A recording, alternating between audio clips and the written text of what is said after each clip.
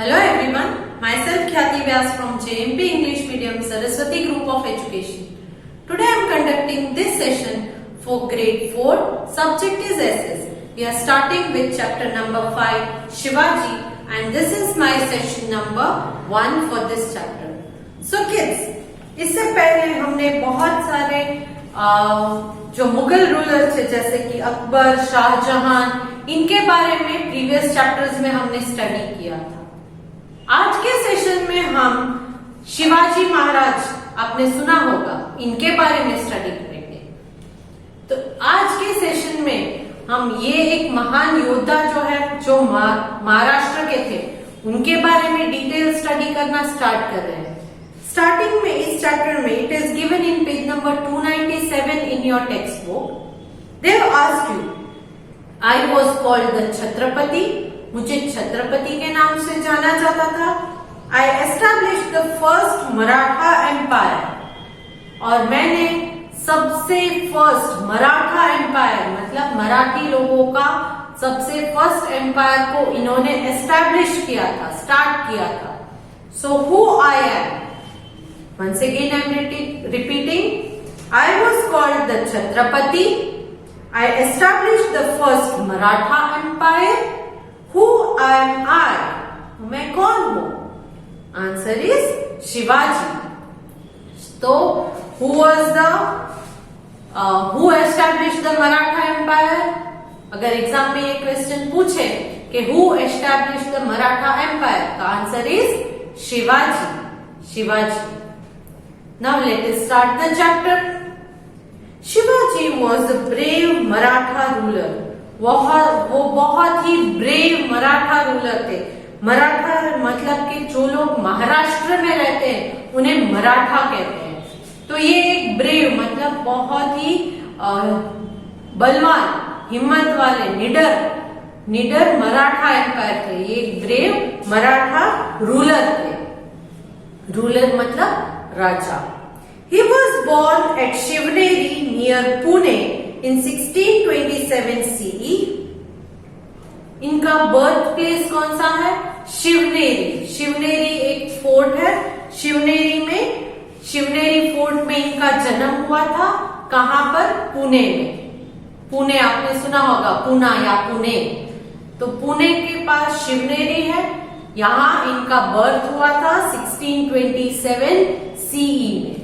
So he was born in Shivneri in Pune, near Pune in 1627 CE.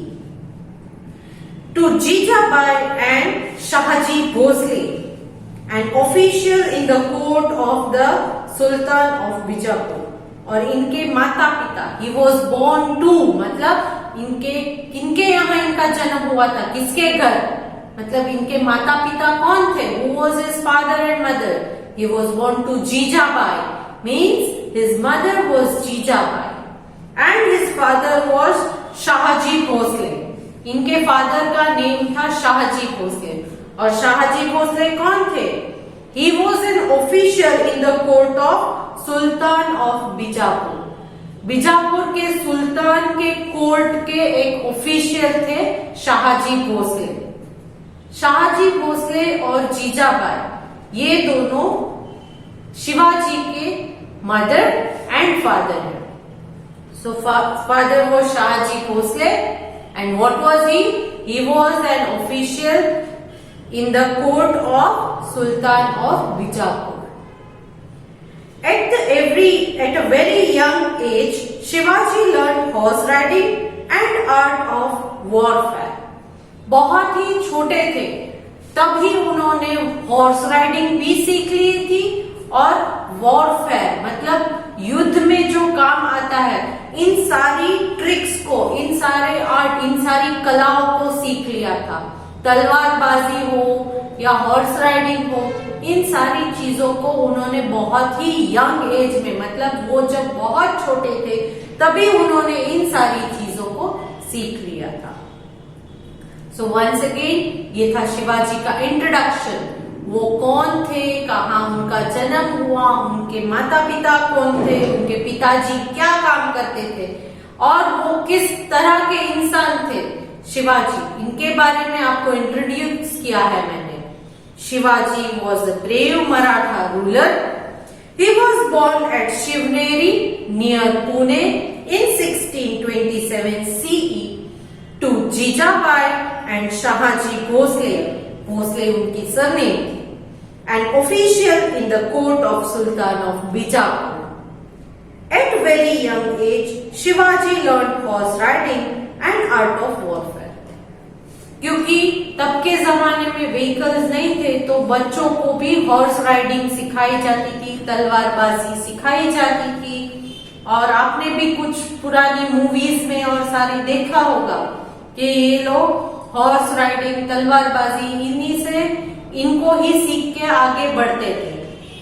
Correct? तो they all were very skilled in horse riding and all this warfare means all the things learning related to the war यानी कि युद्ध से related जितनी भी चीजें थी वो सारी वो इजीली सीख लेते थे। Next, Shivaji's conquest.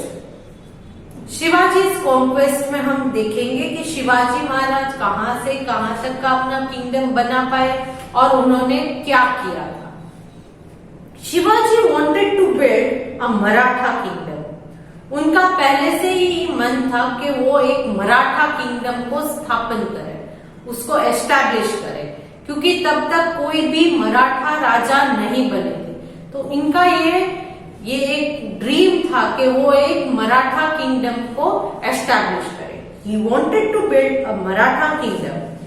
He gathered a group of young men and form his own army. उन्होंने अपने साथ कुछ यंग लोगों को इकट्ठा किया और अपनी खुद की एक आर्मी बना ली। खुद की एक आर्मी यानी सेना बनाई थी। So he gathered a group of young man and formed his own army. He mostly used the guerrilla mode of warfare to fight. Guerrilla mode of warfare ये एक मेथड था जिससे वो युद्ध लड़ते थे। Guerrilla mode of warfare. Guerrilla mode का मतलब क्या है? Guerrilla, a form of war in which small group of soldiers fight against official soldiers, usually to try to change a government. जहां पर छोटा सा एक ग्रुप ऑफ पीपल होता था, छोटा सा ग्रुप ऑफ आर्मी आप कह सकते हो, सोल्जर नॉर्मल, वो जो राजा के ऑफिशियल्स होते हैं, आई एम सॉरी, राजा के किंग के ऑफिशियल्स से लड़ते हैं। ये अपना छोटा सा एक सोल्जर्स का ग्रुप बना के किंग के ऑफिशियल्स के अगेंस्ट लड़ाई करते हैं। और क्यों? क्योंकि जो गवर्नमेंट ने या उनके रूलर ने रूल बनाए हैं उनको चेंज करवाना है फोर्सफुली, इसीलिए ये करते हैं। So a form of war in which small group of soldier fight against the official soldiers, usually to try to change a government. और इस गवर्नमेंट को चेंज करने के लिए कि भाई हमें आप नहीं चाहिए, आप हमें गवर्न मत करो, तो ये चेंज करने के लिए वो गवर्नमेंट ऑफिशियल से लड़ते थे। So he mostly used guerrilla mode of warfare to fight. किस मोड में वो फाइट करते थे? वॉर को फाइट करते थे guerrilla mode. This means that his army could carry out sudden attack on the enemy and then quickly hide in the nearby jungles or hills. तो इसलिए वो क्या करते थे? वो कभी भी किसी भी गवर्नमेंट ऑफिशियल्स के ऊपर छुप के अटैक करते थे, छुप के उनके दुश्मनों पर अटैक करते थे और फिर अचानक से जंगल या हिल्स में छुप जाया करते थे। क्यों? ताकि वो गवर्नमेंट ऑफिशियल इनको पकड़ नहीं पाए। So this means that his army would carry out sudden attack. अचानक हमला कर देते थे गवर्नमेंट के ऑफिशियल्स के ऊपर। They would carry and sudden attack on enemy, किसी भी दुश्मन के ऊपर सडन अटैक करते थे and then quickly hide in the nearby jungle और हिल्स। और फिर अटैक करने के बाद फटाफट से नियर बाय मतलब आजू बाजू में नजदीक के जंगल में या हिल्स में जाकर छुप जाया करते थे। In this way he was able to occupy number of forts, और इसी तरह उन्होंने बहुत सारे फोर्ट्स के ऊपर अपना अधिकार जमा लिया। A fort is a building which is built to protect an area from attack. ये फोर्ट क्यों बनाते हैं? किसी एरिया को एनिमीज के अटैक से बचाने के लिए फोर्ट को बनाया जाता है। A fort is a building which is built to protect an area from attack. किसी के अटैक से किसी एरिया को बचाना है तो उसके आजू बाजू में फोर्ट बनाया जाता है। क्या बनाया जाता है? Fort. It was built to protect a kingdom from its enemy. किसी भी राज्य को उसके दुश्मन से बचाना है तो उस राज्य के आजू बाजू में फोर्ट को कंस्ट्रक्ट किया जा सके ताकि अंदर का एरिया जो है वो प्रोटेक्टेड रहे। It was built to protect a kingdom from its enemy, उस किंगडम के एनिमीज यानी दुश्मनों से बचाने के लिए। Generally forts were built on the hilltops और on the high ground. Generally इन फोर्ट को हिल टॉप्स, अगर उनके किंगडम में कोई हिल है तो उस हिल के एकदम टॉप एरिया में फोर्ट बनाया जाता था, और ऑन द हाई ग्राउंड या तो कोई ऊंचा ग्राउंड लेवल से कोई हाइट के ऊपर कोई जगह है तो वहां पर फोर्ट को बनाया जाता था। क्यों? So that one could have a good view of the surrounding area and easily see the enemy approaching from a distance. क्योंकि अगर वो हाइट पर है तो वहां पर उस हाइट पर किसी भी इंसान को, अगर वो किसी भी सोल्जर को खड़ा कर दे तो वहां से वो पूरे किंगडम को आसानी से देखकर आराम से कोई भी एनिमी, अगर दुश्मन दूर से भी आ रहा है तो वो उसे इजीली आइडेंटिफाई कर सके कि इस तरफ से कोई अंदर आ रहा है, कोई सोल्जर्स अंदर आ रहे हैं, कुछ लोग अंदर आ रहे हैं। तो अगर किसी हाइट पर आप खड़े हो तो नीचे का एरिया बहुत क्लियरली आप देख सकते हो। करेक्ट? अगर आप ग्राउंड फ्लोर पर खड़े हो और कोई प्रोसेशन जा रहा है, जुलूस जा रहा है, तो आप देख सकते हो, मगर आपके आगे अगर कोई आपसे हाइट वाला खड़ा हो जाए तो आप देख नहीं पाते हो, तो मुश्किल से देख पा रहे हो। और बहुत ज्यादा क्राउड है तो नीचे की कोई चीज है तो देख नहीं पाते हो। उसी तरह किसी दुकान में अगर आप जाते हो तो उधर बहुत भीड़ है, बहुत लोग खड़े हैं, तो काउंटर पर रखी हुई चीज आप नहीं देख पाते हो। मगर आप अगर किसी ऊंची जगह पर खड़े हो तो आपको आसानी से देख सकते हो। करेक्ट? तो इस वजह से क्या है कि इन फोर्ट्स को किसी हिल टॉप पर या किसी हाई एरियाज पर बनाया जाता था। So generally forts were built on the hilltops और on the high grounds. Hilltops या हाई ग्राउंड्स पर बनाया जाता था so that one could have a good view of the surrounding area, ताकि सराउंडिंग एरियाज पर वो अच्छी तरह से नजर रख पाए, and easily see enemies approaching from a distance. अगर कोई enemies approaching मतलब नजदीक आ रहा है तो इजीली आइडेंटिफाई कर सके। During 1645 and 1647 CE, Shivaji captured the fort of Torna and Purandar. 1645 and 1647 CE में शिवाजी ने forts of Torna and Purandar उनको कैप्चर कर लिया था फ्रॉम द बीजापुर आर्मी, और उन फोर्ट्स पर तब बीजापुर की आर्मी बैठी हुई थी।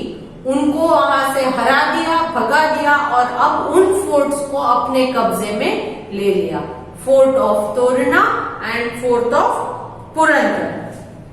Using the treasures he found in the fort, he built a new fort at Raigad. इन फोर्ट्स में जो खजाना ट्रेजर्स इनको मिला, इस ट्रेजर को यूज करके उन्होंने एक नया फोर्ट बनवाया, दैट इज एट रायगढ़. कहां बनवाया? रायगढ़ में. कैसे बनवाया? Fort of Torna and fort of Purandar में से जो खजाना मिला था, ट्रेजर मिला था, उस ट्रेजर को यूज करके नया फोर्ट बनवाया, that is at Raigad. Another notable fort he constructed was Sindhudurg fort. और एक फोर्ट भी उन्होंने बनवाया था जो बहुत ही इंपॉर्टेंट है, वो है सिंधुदुर्ग फोर्ट. कौन सा fort? Sindhudurg fort. In 1659 CE, the ruler of Bijapur sent a large army under Afzal Khan to defeat Shivaji. 1659 CE में बीजापुर के जो राजा थे उन्होंने अफजल खान को भेजा एक लार्ज आर्मी के साथ, बहुत बड़ी सेना लेकर. क्यों? टू डिफीट शिवाजी, शिवाजी को हराने के लिए. बीजापुर के राजा ने अफजल खान नाम के उनके ऑफिशियल को भेजा था एक बहुत बड़ी आर्मी के साथ, ताकि वो शिवाजी को हरा सके. Shivaji killed Afzal Khan with a weapon which he had sharpened iron nails. Shivaji ने अफजल खान को मार डाला था. किस चीज से? उनके पास एक वेपन था which had sharp iron nails, जिनमें बहुत सारी आयरन यानी लोहे की नेल्स, कील, खिल्ली, गुजराती में खिल्ली कहते हैं, बहुत सारी आयरन नेल्स लगी हुई थी. उससे उन्होंने अफजल खान को मार डाला. Shivaji soldier then defeated the Bijapur army easily. और अफजल खान के मरते ही बीजापुर की आर्मी जो है, बीजापुर के राजा ने जो आर्मी भेजी थी वो आसानी से हार गई. Defeated the Bijapur army easily. So here I end up today's session. आज के सेशन में हम यहीं तक रखते हैं. आज के सेशन में हमने सीखा कि ये एक शिवाजी महाराज एक ग्रेट मराठा रूलर थे. He has established the Maratha Empire. सबसे पहले मराठा एम्पायर का एस्टेब्लिशमेंट शिवाजी ने किया था. उनका जन्म हुआ था 1627 CE में. कहाँ हुआ था? शिवनेरी नियर पुणे. उनकी माँ का नाम था जीजाबाई. उनके पिता का नाम था शाहजी भोसले. शाहजी भोसले क्या काम करते थे? ही was an official in the court of sultan of Bijapur. Bijapur के सुल्तान के कोर्ट में ये एक ऑफिशियल थे, शाहजी भोसले. उनके बेटे हैं Shivaji. Then we learn regarding the how he became the ruler. उन्होंने सोचा कि मैं अपनी खुद की छोटी सी आर्मी बना ली थी और इस आर्मी को लेके वो गोरिल्ला वॉरफेयर करते थे, यानी कि गवर्नमेंट ऑफिशियल्स के साथ लड़ते थे. क्यों? क्योंकि उनको इस गवर्नमेंट को चेंज करना था. फिर उन्होंने बहुत सारे फोर्ट्स पर अपना कब्जा जमा लिया था. फाइनली 1645 एंड 1647 में fort of Torna and fort of Purandar, इन दोनों पर कब्जा किया. इन फोर्ट्स में से जो उनको ट्रेजर मिला, खजाना मिला, इससे उन्होंने एक नया फोर्ट बनवाया at Raigad and another fort which was build by Shivaji which is very important, that is fort of Sindhudurg और सिंधुदुर्ग फोर्ट. सिंधुदुर्ग फोर्ट को बनवाया. देन 1659 CE में बीजापुर के राजा ने अफजल खान को एक लार्ज आर्मी के साथ भेजा था ताकि वो शिवाजी को हरा सके. मगर यहाँ पर क्या हुआ? शिवाजी ने एक अपना वेपन यूज किया जिसमें बहुत सारे पॉइंटेड नेल्स लगे हुए थे और उससे उन्होंने अफजल खान को मार डाला. और अफजल खान के मरते ही बीजापुर की आर्मी हार गई. He defeated the army of Bijapur. Next session we will learn regarding Shivaji and Aurangzeb. Next session में हम शिवाजी और औरंगजेब के बीच जो हुआ था अफेयर, उनके बारे में डिटेल स्टडी करेंगे. Today's session I end up here. आज का सेशन हम यहीं तक रखते हैं. I want you to go through the textbook till where I have explained in the video. आज के वीडियो में जो एक्सप्लेन किया है उसे आप टेक्स्ट बुक में एक बार रीड करोगे. After that you will write the answers to the PDF. ये PDF के अंदर जो मैंने वर्कशीट भेजी है फिल इन द ब्लैंक्स, उन ब्लैंक्स के आंसर आप लिखोगे. I have also given the hint box in which you can find the answers. If it is difficult, go through the textbook. You will find the answers through the textbook. I hope today's session you are having no doubt. If you are still confused, you can contact me. Okay? So hope to see you good in the next session. Bye.